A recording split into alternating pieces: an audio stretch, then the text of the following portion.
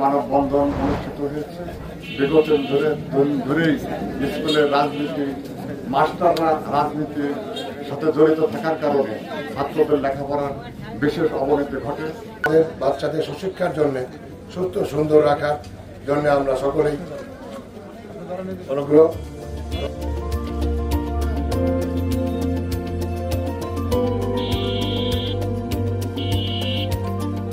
কর্তব্য পালন করে অবসরের যে সময়টুকু পাবেন তিনি রাজনীতিতে শুধু মাত্র সরকারি বেতনটাই ভোগ করেন, বাকি সময়টা তিনি ব্যক্তিগত স্কুলের কমলমতি শিক্ষার্থীদের ছাত্রদের ভিতরে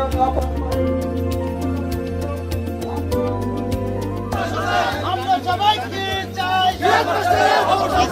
আদিবাসী কি চাই? নাগদিবাসী কি চাই? চট্টগ্রামবাসী কি চাই?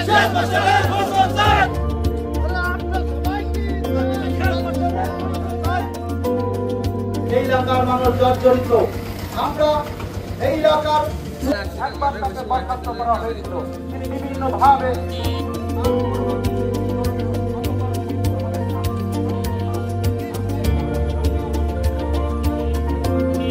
ছাত্রছাত্রীদেরকে রাজনীতিতে নামিয়েছেন।